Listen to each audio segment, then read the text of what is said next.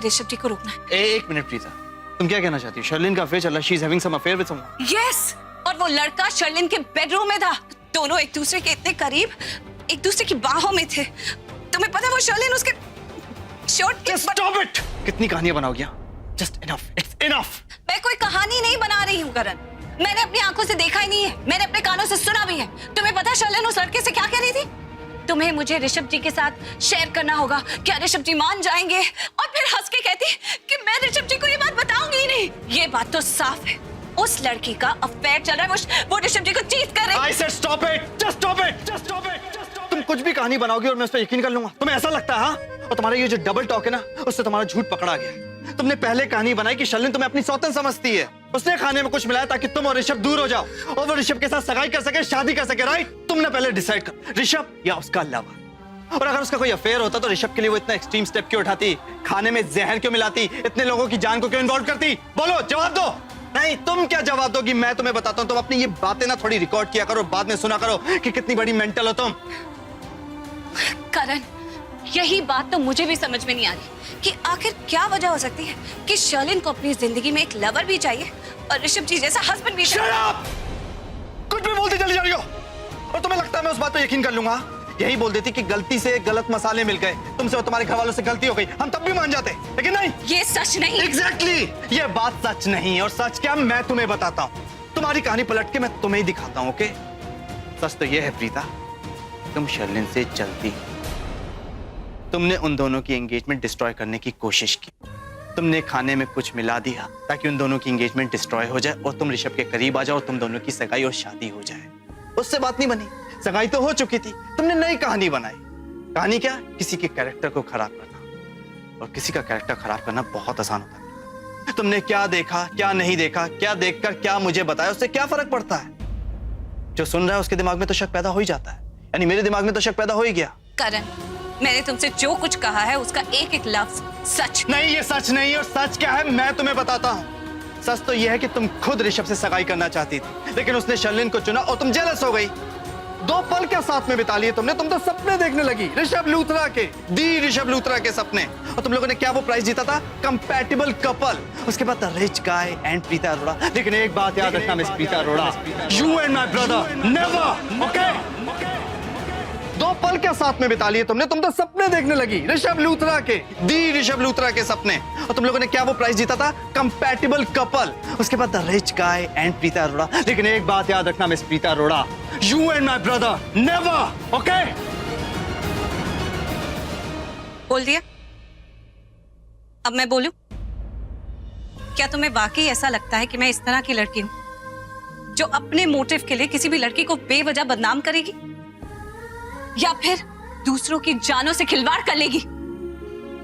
अगर तुम्हें ऐसा लगता है ना करण लूथरा, तो तुमने मुझे कभी पहचाना ही नहीं। अगर अपना दिमाग नहीं लगा सकते तो कम से कम अपने दिल की बात तो सुनो।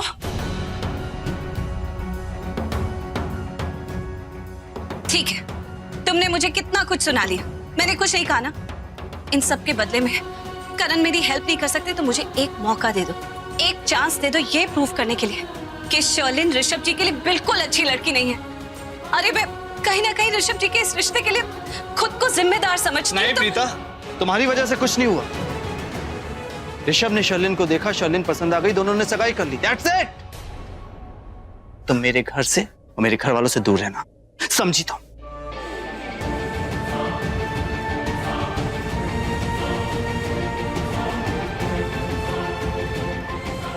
एक बात और प्रीता, मेरे भाई ऋषभ से दूर रहना।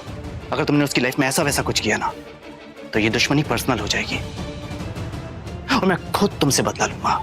Do you get it?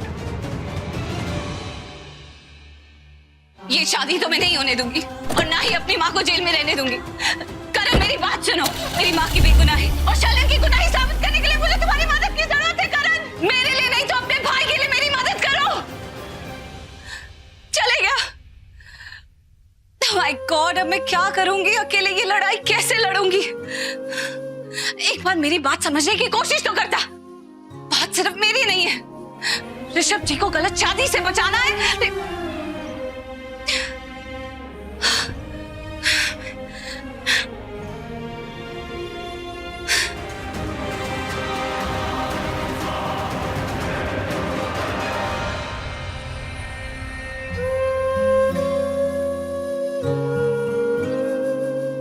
समझ में नहीं आ रहा है कि माँ को जेल से बाहर कैसे निकालूं।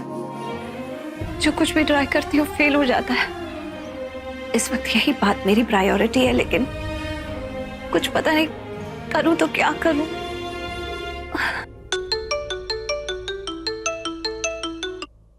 Hello. Hi psycho, how are you? यार एक बात बताओ, तुमने क्या जादू किया मेरे घर वालों पर? हाँ, मेरी मॉम भी तुम्हारे बारे में पूछती रहती है। दादी के पैर में दर्द हो रहा था, वो भी तुम्हें याद करे। ऐसा क्या जादू किया तुमने? मतलब दादी और राखी आंटी मुझे याद कर रही थी। मैं जानती थी वो मुझे गलत नहीं समझेंगे। मेरा तुम्हारी फैमिली के साथ क्या रिश्ता है ये तुम कभी नहीं समझोगे। रिश्ता सच्चे अपनेपन का है। लेकिन तुम्हें क्या पता, तुम्हें तो सिर्फ दूसरों पर झूठे इल्जाम लगाना आता है। Oh, excuse me, मैं अकेले ही अपसेट नहीं हुई है इस सगाई में जो कुछ भी हुआ उसको लेकर। हाँ, मेरे पूरे घर वाले सब, हर कोई अपसेट है, समझी तुम देखना, एक बार राखी आंटी ठीक हो जाएंगी ना, तो मैं ये सारा सच उनसे जाकर कहूंगी और फिर वो मेरी बात सुनेंगी भी और मानेंगी भी। दुनिया में कुछ ऐसे भी लोग हैं जो मेरी बात पर विश्वास करते हैं। सब लोग तुम्हारी तरह नहीं है कि जो मैं समझा रही हूँ, एक्सप्लेन कर रही हूँ, वो सुने नहीं, उल्टा मुझ पर झूठे इल्जाम लगाए। करण, just try to understand। मैंने तुमसे जो कुछ भी कहा है ना शर्लिन के बारे में, वो एकदम सच है। It's 100% true। मुझे एक बार अपनी सच्चाई प्रूव करने का मौका तो दो। काट दिया? काटना ही था तो फोन क्यों किया?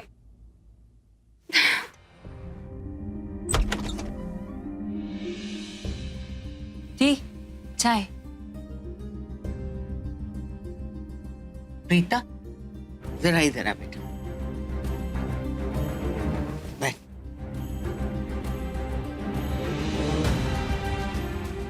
बेटा तुझसे रात के बारे में पूछना था, तू जहाँ गई थी वहाँ काम बना कि नहीं? आई एम सॉरी दादी, कल किसी से बात नहीं की मैंने और दरवाजा बंद कर दिया। कोई बात नहीं, ऐसा हो जाता है कभी कभी। इंसान का दिल नहीं करता कि उस वक्त किसी से बात करे। दादू प्लीज, अगर आप अपनी लाइफ की फिलॉसफी यहाँ लाओगे ना तो असल बात रह जाएगी। मैं पूछती हूँ दी से डायरेक्टली। दी दी, क्या बात की आपने शर्लिन से? बताइए ना। आपको पता है मैं और दादी आपका कितना इंतजार कर रहे थे कल रात। हम कितने स्ट्रेस्ड आउट, कितने टेंशन में आ गए थे आपको लेकर, और आपने क्या किया? घर आए और अपने कमरे में चले आए और हमारे मुंह पर दरवाजा बंद कर दिया। पता है तो इतनी कुछ भी दी। बताओ ना आपने क्या बात की शर्लिन से? आपने कन्फ्रंट किया उससे? उसने क्या बोला होगा? क्या मैं इन लोगों को बताऊं कि क्या हुआ, मैंने क्या देखा? नहीं, खामखा इनकी परेशानी बढ़ जाएगी और बात और कॉम्प्लिकेट हो जाएगी। अभी सही वक्त नहीं है, बाद में बता दो। अरे बोलो ना दी। हाँ, वो शर्लिन घर पर ही नहीं थी। एक मिनट, शर्लिन घर पर नहीं थी तो आप इतने टेंशन में क्यों लग रहे थे? नहीं, जब आप घर में घुसे ना तो आपके मुंह पर टेंशन थी। वो किस बात की थी फिर?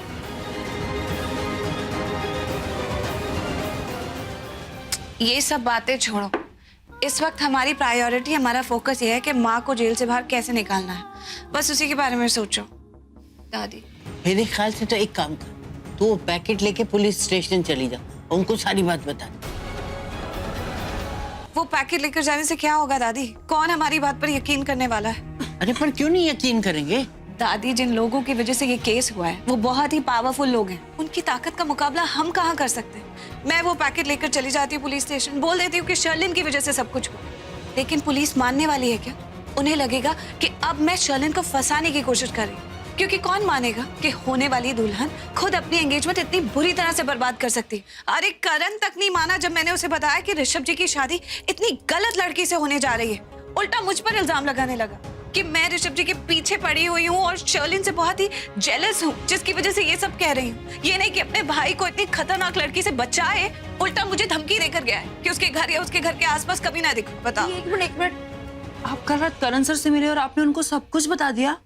हाँ, अरे मैं नहीं गई थी, वही मिल गया था बाहर घर के, हमेशा की तरह मुझसे लड़ने के लिए पहुंचा हुआ था। वो एक्चुअली मैंने हॉस्पिटल में ऋषभ जी से थोड़ा रूडली बात करी थी, लेकिन मैं क्या करती, उस वक्त मुझे इतनी फ्रस्ट्रेशन हो गई थी ना, तो बस इसीलिए करण मुझसे लड़ने पहुंच गया। तो फिक्र न कर बेटा, ऋषभ बहुत अच्छा लड़का है, वो तेरी बात का बुरा नहीं मानेगा। I hope so. लेकिन दादी, वो हमारी हेल्प भी नहीं करेंगे। पर कोई बात नहीं, अगर कोई हमारी मदद नहीं करेगा तो हम अपनी मदद खुद करेंगे। दादी, हम एक अच्छा लॉयर अपॉइंट करेंगे और ये केस लड़ेंगे। दी, बड़े लॉयर्स की फीस भी बड़ी होती है। जानती हो सृष्टि, इसीलिए मैंने एक बात सोची है। दादी, वो जो हॉल बुक कराने के लिए पैसे मिले थे ना, वो आप मुझे दे दीजिए। उन पैसों से हम माँ को बचाएंगे और हॉल को कैसे बचाना है वो बाद में देख लेंगे। गुड आइडिया दी, गुड आइडिया। बिल्कुल ठीक है। लेकिन बेटा एक बात सोच लो, ये जो लीगल केसेस होते हैं ना, इनमें बहुत टाइम लग जाता है और फिर पता नहीं सरला की बेल हो भी पाएगी या नहीं, तो मामला बहुत संगीन है। जानती हूँ दादी, लेकिन इसका मतलब ये तो नहीं कि हम हाथ पे हाथ धर कर बैठे रहें। बिल्कुल नहीं। तो ऐसा कर, हमारे कमरे में जा और अलमारी खोल और उसमें एक बटवा होगा, उसमें सरला पैसे रखती, वो ले ले। जा, देर ना कर। सब हो जाए।